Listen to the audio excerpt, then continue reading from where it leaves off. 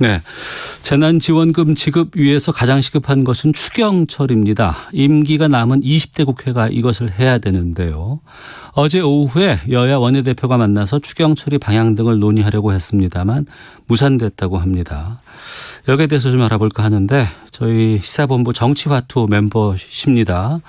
더불어민주당 김성환 의원 2달 만에 뵙는데요. 연결해서 좀 자세한 내용 알아보겠습니다. 안녕하십니까? 네, 안녕하세요. 김성환입니다. 예, 우선 재선 축하드립니다. 감사합니다. 예. 이준석 의원과 초반에 좀 여러 가지 경쟁이 있었고, 노원 주민의 선택을 결국 받으셨어요. 먼저 노원 주민들의 선택 받은 이유부터 좀 여쭙겠습니다. 아무래도 문재인 대통령이 잘 하고 계시고 우리 당 지지에 대해 국민들의 지지가 높은 게 1차적인 것 같고요. 예. 그리고 이제 동네에 돌아다녀 보면 제가 구청장을 8년 하고 국회의원을 2년 했는데 구청장 때부터 참 일 잘했잖아. 이런 게 보통 이제 저에 대한 평가하셔서. 아, 그래요? 예, 10년간 제가 이제 꾸준히 활동해 온 것에 대한 우리 주민들의 신뢰, 네. 믿음, 이런 게 있어서 주민들의 선택을 다시 받게 된 것 같습니다. 예, 주민들의 신뢰와 믿음을 강조해 주셨는데 그러면 전반적인 더불어민주당의 또 더불어시민당의 의석 확보에 대해서는 어떻게 지켜보셨는지 총선 결과에 대해서도 좀 말씀해 주시죠. 아무래도 이제 저희가 더불어시민당하고 합해서 180석, 5분의 3 의석을 이제 얻게 돼서 굉장히 과분한 지지를 받았는데요. 저희로서도 이제 예상 못한 결과이기도 해서 실제로 아주 책임감을 무겁게 갖게 됩니다. 그래서 국민들의 지지와 성원에 보답하기 위한 여러 가지 활동을 차분하면서도 그 개혁적 과제들을 잘 해나가야 되지 않을까 이런 생각을 갖고 있습니다. 잘 해보겠습니다. 예. 김상원 의원께서 당대표 비서실장까지 맡고 계시잖아요. 네. 지난 4.15 총선 앞두고 여러 변곡점들이 좀 있었습니다. 또 우여곡절도 많은 이번 총선이었는데 승리의 변곡점이 언제쯤이라고 보세요? 대체로 올 연초에 이제 보통은 이제 문재인 정부가 이제 3년 차니까 국정을 안정적으로 이끌 것인가 아니면 국정에 대해서 심판할 것인가 이게 이제 주요한 기준인데 연초까지만 해도 6대4 정도로 국정 안정이 유리했거든요. 예. 그런데 이제 코로나 막 터질 무렵만 해도 그게 거의 비슷비슷하게 5대5 수준까지 갔어요. 그런데 그게 다시 한국이 세계적으로 코로나에 대한 대응을 잘 한다. 이런 평가가 있으면서 다시 그 격차가 벌어지더라고요. 네. 그게 이제 첫 번째 변곡점이었던 것 같고요. 저희가 그렇게 상대적으로 이제 세계적으로 인정을 받는 반면에 우리 이제 상대 야당은 국민들로부터 이 대안 세력으로 인정을 잘 못 받는 과정이 계속됐던 것 같아요. 네. 그러니까 그게 공천 과정에서도 그렇고 이제 마지막으로 결정적으로 막말 파동과 그것을 처리해가는 과정에서 도저히 야당에게 힘을 실어줘서는 안 되겠구나라고 하는 국민들의 생각들이 굳어졌던 것 아닌가 싶습니다. 이제 그런 게 결국 투표의 결과로 반영된 것으로 보여집니다. 네, 총선 임박해서 압도적 승리가 있을 거라고는 전망하셨어요?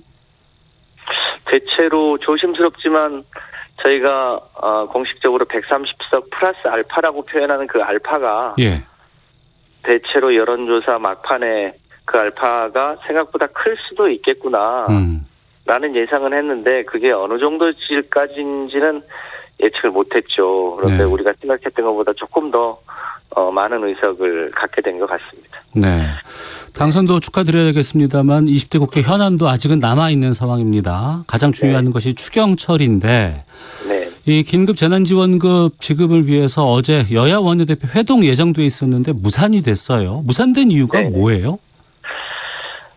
아무래도 야당은 아직 이제 자기 정당의 이제 큰 패배를 추스리는데 겨를이 좀 없는 측면도 있는 것 같고요. 예. 또 지금 이 긴급 재난 지원금을 처리하는 것과 관련해서 지금 야당이 당초에 선거 때만 해도 황교안 대표가 전 국민 50만 원을 주겠다고 했다가 사실상 말을 바꿨잖아요. 아마 이제 그런 연유도 있는 것 같습니다. 그럼에도 불구하고 조만간 여야가 어떻게든 머리를 맞대고 이 문제를 풀어야 되지 않나 그렇게 생각합니다. 네. 그리고 정부는 지금 하위소득 70% 지급을 지금 애초안으로 당초안으로 갖고 있습니다. 네. 지금 당정청 회의에서 이 부분들 좀 협의가 있지 않았을까 싶은데 기재부 상황이 지금 어떻습니까? 지금 언론에 나온 대로 여전히 정부는 이 하위 70%만 지급하는 게 좋겠다고 하는 안을 가지고 있는 거죠. 네. 그러니까 일단 그 빚을 내면서까지 소위 상위 30%까지 지불하는 게 맞냐 이런 의견을 여전히 가지고 있는 거죠. 저희도 정부 의견이 이해가 안 되는 건 아니지만 네. 도대체 그 70이라고 하는 기준은 적정하냐. 그리고 그러면 70%하고 71%는 4인 가구 기준으로 하면 한쪽은 100만 원을 지원받고 한쪽은 한 푼도 지원을 못 받게 되는데 네. 그러면 자칫하면 이제 소득 역전도 생기고요. 이 기준이 이제 2년 전 의료보험 납부 기준인데 최근에 그 상위 30% 언저리에 있는 분들도 코로나 때문에 피해를 많이 보신 분도 있고 좀 적게 보신 분들도 있어서 그 과정에서의 불형평성 문제가 매우 클 수 있거든요. 네. 그러니까 그런 문제를 그럼 어떻게 해결할 거냐. 이 문제에 대해서 저희가 지난 이제 선거 때 아무래도 전 국민에게 다 지원하는 게 좋겠다고 했고 그런 이제 차이가 있는 거죠. 이게 무슨 선악의 게임은 아닙니다만 정부의 입장이 있고 당이 선거를 치르면서 그 형평성 문제를 조절해야 되는 국민과의 약속이 있는 거죠. 네. 지금 이 추경 관련해서는 뭐 이해찬 대표라든가 홍남기 부총리 간의 갈등도 좀 보도가 좀 나오곤 있는데 지금 보시기에 정부안이 변경될 가능성에 대해서는 어떻게 판단하세요? 일단 정부는 총선 이전에 안을 확정했고, 그게 이제 국회로 이제 공이 넘어왔기 때문에 또 국회 우리 여당은 국민들에게 했던 약속이 있고 해서 이제 정부의 입장과 우리 여당의 입장이 지금 아직 조율이 다 안 됐습니다만 어떤 식으로든 정부와 여당이 이 내용을 하나로 합의하는 과정들이 있지 않겠습니까? 네. 그 과정에서 정부의 안이 변경되는 과정들을 거칠 것으로 예상합니다. 네. 청취자 3460님께서 김성환 의원님 반갑습니다. 열심히 하시는 분으로 알고 있습니다. 21대 국회에서도 일 잘해 주십시오. 축하드립니다. 라고 문자 보내주셨고요. 최혜자 님이 긴급 재난지원금 재원을 어떻게 마련할지가 중요합니다. 명확히 밝히고 긴급 재난지원금 지급해야 합니다라는 의견도 주셨는데 김성환 의원께서 개인적인 의견은 지금 보편적으로 좀 지급해야 하는 이런 쪽으로 있는 것으로 좀 보도가 나오고 있어요. 거기에 대해서도 좀 입장을 여쭙겠습니다. 네, 저는 이 코로나와 관련한 긴급 재난 지원금은 성격상 뭐랄까 소득과 관계없이 거의 모든 계층에게 피해가 발생했거든요.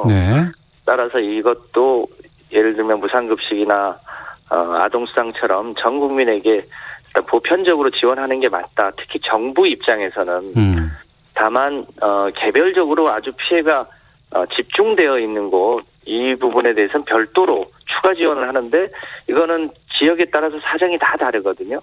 그러니까 공장이 많은 지역이나 혹은 자영업이 많은 지역이나 이런 게 다 다른데 오히려 그런 곳은 정부가 포괄적으로 예산을 지방정부에 준다든지 하고 그 지방정부가 해당 지역에 피해가 큰 곳에 집중 지원한다든지 이런 방식으로 이 보편적인 지원과 선별 집중 지원이 이 양자택일이 아니라 두 개가 동시에 지원될 수 있도록 하는 게 맞다.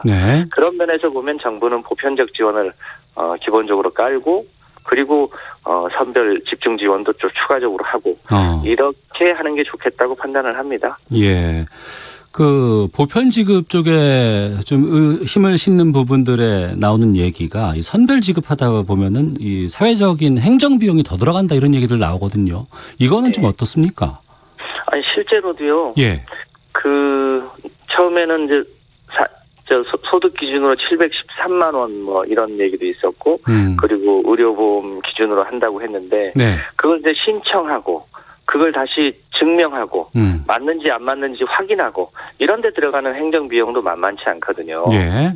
행정 비용도 비용이지만 그 기준점 바로 위층과 아래층에 있어서 나는 예를 들면 이제 지원을 받는 분보다 훨씬 더 입장이 어려운데 네.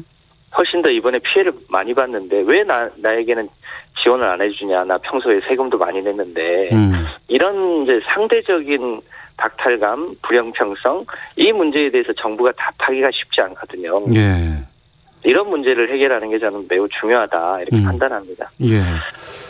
지금 통합당은 이전에는 전 국민에게 지급하는 쪽으로 갔다가 지금 총선 이후에는 입장이 좀 변한 것 같아요. 그리고 지금 네네. 재원에 대한 얘기가 나오고 있고 국채 발행해서는 안 된다 뭐 이런 주장도 나오고 있는데 지금 통합당 김재원 예결위원장 오늘 아침 YTN 출발새 아침과의 인터뷰에서 황교안 대표가 전 국민에게 지급하겠다는 주장은 예산 항목 조정을 통해서 100조 원의 자금 마련하면 그중에 주자는 것이었다. 국채 발행하는 건 맞지 않다. 이렇게 지금 입장을 내놨거든요. 이런 의견은 어떻게 들으셨습니까? 참으로 궁색한 변명 아닌가요? 그래서 우리 다른 의원님께서는 미래통합당이 그렇게 상황에 따라서 입장을 아니면 말고식으로 말 바꾸기를 하는 것 때문에 이렇게 참패한 거 아니냐라고 얘기할 정도로 저는 당시에 황교안 대표가 약속했던 것이 그 전제가 붙어 있었다고 기억하는 국민이 아무도 없습니다. 네. 전 국민에게 50만 원씩 지원하자고 하는 제안이었고 그 전제에 해당되는 소위 세출 구조 조정을 통해서 확보하는 재정은 저는 기본적으로 필요하다고 봅니다. 지금 예를 들면 당초에 이 코로나가 생길 줄 모르고 편성했던 예산 중에 네. 이 코로나 때문에 집행이 사실상 어려운 사업 예산 같은 게 있을 수 있잖아요. 예를 들면 생활예술시 같은 경우에 아직 집행이 많이 안 됐다고 하거든요. 코로나 네. 때문에. 예컨대 그런 세출 구조 조정을 먼저 하고 이제 최후에 불가피할 경우에 국채 발행을 하는 건데 전 세출 구조 조정은 기본적으로 필요하다고 봅니다. 그래서 그 세출 구조 조정을 하고 그리고 여야가 당초에 약속했던 대로 전 국민에게 긴급재난지원금을 지원할 수 있도록 하는 것 그건 여전히 여야가 국민에게 했던 약속이기 때문에 유효하다. 그걸 생각합니다. 네. 한편으로는 이 재난지원금 지급이 좀 신속하게 처리가 돼야 된다고 보거든요. 네. 여야 합의는 언제쯤 이루어질 것으로 전망하세요? 글쎄요. 예측하기는 어려운데 이 긴급재난지원금이라고 하는 이름의 성격상 네. 저는 가급적 여야가 조금 부족하더라도 최대한 빨리 합의하고 또 정부하고도 불가피하게 증액 부분이 있을 수도 있기 때문에 네. 정부하고도 이 내용을 빨리 조율해서 최대한 빨리 집행하는 게 맞다. 따라서 대략 4월 중에는 확정하고 집행이 5월 초중반에는 국민들에게 집행될 수 있도록 그렇게 해야 되는 거 아닌가 싶습니다. 네. 또 여야 합의가 좀 있어야 되겠습니다만 금액은 지금 어떤 정도가 합당하다고 판단하세요? 우선 최대한 세출 구조 조정을 통해서 재원을 확보해야 된다고 보고요. 예. 예. 그런 면에서 당초 국민들에게 4인 가구 기준으로 100만 원씩 지급을 하겠다고 이렇게 약속을 한 게 있어서 예. 그 원칙을 최대한 지키되 그 상위 30%를 똑같이 100%를 줄 건지 아니면 약간 조정할 건지 등에 대해서는 좀 탄력적인 논의가 있을 수도 있는 거 아닌가 이렇게 생각을 합니다. 어쨌든 전 국민에게 다 주어야 한다고 하는 기본 원칙 그리고 예. 그 구간에 따라서 소득이 역전되거나 형평성이 완전하게 올로와 나싱으로 이렇게 되지 않도록 할 수 있는 것도 아니냐고 판단합니다. 네, 상위 30%에 대한 조정이 있을 수 있다는 거는 어떻게 해석을 해야 될까요? 그러니까 상위 30%에게도 모두에게 다 똑같이 네. 4인 가구 기준 100만 원을 지급하는 방법도 있을 수 있고요. 예. 그러니까 총액 기준으로. 아니면 그 상위 30%는 약간 예산 규모를 뭐 조금 줄인다든지 뭐 이런 방법도 있을 수 있을 거고요. 예. 그럼 그것은 조금 더 디테일하게 검토가 필요한 거 아닌가 이렇게 생각합니다. 앞서서 4월 내로는 이게 여야 합의가 이루어져야 이제 5월에 지급이 가능할 거라고 말씀해 주셨는데 지금 임시국회 일정은 지금 어떻게 되는 거예요? 저희로서도 아직 여야가 언제까지 이 문제를 처리할지 아직 판단을 잘 못하겠습니다. 예. 뭐 임기는 아시는 대로 5월 30일까지잖아요.